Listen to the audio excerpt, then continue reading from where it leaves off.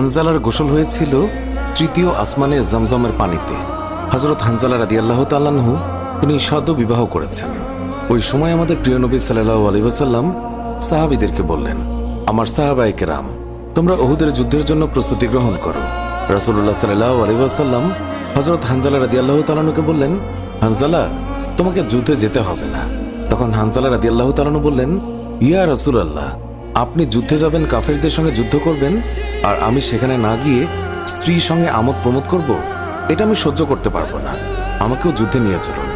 রাসূলুল্লাহ সাল্লাল্লাহু আলাইহি ওয়াসাল্লাম তখন বললেন, হানজালা, আমি তোমাকে আদেশ দিলাম, তুমি বাড়িতে থাকো, তোমাকে যুদ্ধে যেতে হবে না। হানজালা তখন নবীর আদেশ শুনে কাঁদতে কাঁদতে বাড়ি চলে গেল। আমাদের প্রিয় নবী সাল্লাল্লাহু আলাইহি ওয়াসাল্লাম সাহাবীদেরকে নিয়ে যুদ্ধে চলে গেছেন। এদিকে সাহাবী হানজালা তার স্ত্রীর সঙ্গে রাত কাটানোর পর তার উপর গোসল ফরজ হয়ে গিয়েছে, তাই সে গোসল করতে গেছেন, পানি নিয়ে দাঁড়িয়েও গেছেন। এই সময় মদিনার গলি থেকে কেউ একজন চিৎকার করে বলছিলেন, মদিনার মুসলমানরা, তোমরা কার জন্য জীবিত থাকবে? তোমাদের প্রিয় নবীকে কাফের মুশরিকরা শহীদ করে দিয়েছে। এই কথা যেই মাত্র হানজালার কানে পৌঁছালো, তখনই তিনি পানির বালতি ফেলে দিয়ে তার স্ত্রীর কাছে গেল এবং তার স্ত্রীকে বলল, হে আমার স্ত্রী, তাড়াতাড়ি আমার তলোয়ারটা দাও। যে কাপুরুষরা আমার নবীকে শহীদ করেছে, যে কাফেররা বিশ্বনবী হযরত মুহাম্মদ সাল্লাল্লাহু আলাইহি ওয়াসাল্লামকে হত্যা করেছে, আমি তাদেরকে ছাড়ব না। আজ হয় তারা মরবে, না হয় আমি মরব। যেই দুনিয়ায় নবী নেই, সেই দুনিয়ায় আমি বাঁচতে চাই না। দাও, আমার তলোয়ারটা দাও। তখন হানজালার স্ত্রী বললেন, আপনি আমার নবীর হত্যাকারীকে হত্যা করতে যাচ্ছেন? যান, আমি বাধা দেব না, আমার বাধা দেওয়ার অধিকার নেই। তবে আপনি দয়া করে গোসল করে পবিত্র হয়ে যান, কেননা আপনার উপর গোসল ফরজ হয়ে গিয়েছে। এছাড়াও আপনি যদি উহুদের ময়দানে শহীদ হয়েও যান, আমি কোনো দুঃখ করব না।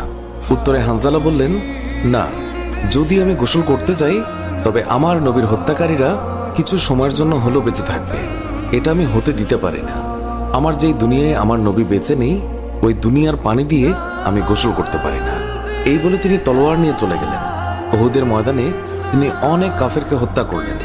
একসময় যুদ্ধ করতে করতে তিনি শহীদ হয়ে গেলেন।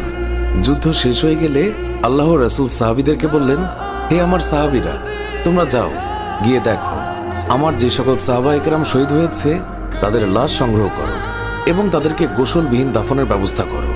সকল শহীদের লাশ এনে এক জায়গায় রাখা হচ্ছে। নবীজি গুনে দেখলেন ৬৮টি লাশ রয়েছে, ২টি লাশ নেই। একজন তার চাচা হামজা রাদিয়াল্লাহু তাআলা আনহু, আর আরেকজন হানজালা রাদিয়াল্লাহু তাআলা আনহু। অস্থির হয়ে পড়লেন নবীজি। সব সাহাবাদের পাঠালেন লাশ খোঁজার জন্য। হঠাৎ বোরখা পরা এক মহিলা এসে দাঁড়ালেন নবীজির কাছে। নবীজি তাকে চিনলেন না। মহিলা বললেন, শুনুন ইয়া রাসূলুল্লাহ, কাল আপনি একটা বিয়ে পড়িয়েছিলেন, মনে আছে? নবীজি বললেন, হ্যাঁ, আমি তো হানজালার বিয়ে পড়িয়েছি, যার বিয়ের খুশিতে আমি খুরমা খেজুর ছিটিয়েছিলাম। মহিলা বললেন, ইয়া রাসূলুল্লাহ, আমার হাতটা দেখেন, হাতের মেহেদি এখনো শুকায়নি। কাল বিকেলে বিয়ে হয়েছিল, আর রাতে উহুদের যুদ্ধের জন্য বের হয়ে যান হানজালা। ওনার উপর গোসল ফরজ হয়েছিল, কিন্তু উনি গোসল করে বের হতে পারেননি। যাওয়ার আগে শুধু বলে গেছেন, যদি বেঁচে থাকি তাহলে দেখা হবে দুনিয়ায়, আর যদি শহীদ হয়ে যাই তাহলে দেখা হবে জান্নাতে। নবীজি কাঁদছেন। মহিলা বললেন, ইয়া রাসূলুল্লাহ, শহীদের তো আপনি গোসল দেন না, আমার স্বামীকে আপনি একটু গোসল করিয়ে দেবেন।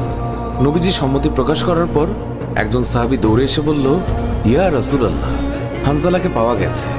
সবাই গেলেন, গিয়ে দেখলেন সাদা কাফনের ভিতরে লাশের মাথায় পানি। নবীজি হানজালার মাথায় হাত দিলেন। জিবরাইল আলাইহিস সালাম আসলেন নবীর কাছে, এসে বললেন, ইয়া রাসূলুল্লাহ, হানজালার কোরবানিতে আল্লাহ পাক এতটাই খুশি হয়েছে যে আমার বাহিনীকে আদেশ করলেন তাকে নিয়ে আসতে। ইয়া রাসূলুল্লাহ, আমরা ফেরেশতারা তাকে তৃতীয় আসমানে নিয়ে জমজমের পানি দিয়ে গোসল করিয়েছি এবং তার শরীর থেকে যে সুগন্ধ পাচ্ছেন, এটা আল্লাহ পাকের বিশেষ খুশবু, মেশক আম্বর আতরের ঘ্রাণ। আমরাই ওনাকে কাফনের কাপড়ে আচ্ছাদিত করেছি। আল্লাহ তার প্রিয় মানুষকে কি পরিমাণ ভালোবাসেন, কি পরিমাণ সম্মানিত করেন, তা আমাদের পক্ষে কল্পনা করাও সম্ভব নয়। শহীদগণকে গোসলবিহীন দাফন করা হয় কারণ কিয়ামতের ওই কঠিন দিন যখন মহান আল্লাহ রাব্বুল আলামিন বিচারের জন্য বসে যাবেন, তখন এই সাহাবায়ে কেরাম আল্লাহর সামনে দাঁড়িয়ে যাবে। মহান আল্লাহ রাব্বুল আলামিন তাদেরকে জিজ্ঞাসা করবেন, বান্দারা, তোমাদের এই অবস্থা কেন? তারা তখন বলবে, রাব্বুল আলামিন, আপনি তো জানেন আমরা আপনার ওই সকল বান্দা যারা আপনার বিরুদ্ধে যে সকল কাফের মুশরিক কথা বলে তাদেরকে হত্যা করতে গিয়ে শহীদ হয়ে গিয়েছিলাম। আল্লাহ তাআলা বলবেন, ও আমার বান্দারা, তোমরা যারা আমার জন্য তোমাদের জীবনের মায়া ত্যাগ করেছিলে, তার জন্য আমি তোমাদেরকে আজ বিনা হিসাবে জান্নাত দান করলাম। সুবহানাল্লাহ। সুপ্রিয় দর্শক, এর সাথেই শেষ হচ্ছে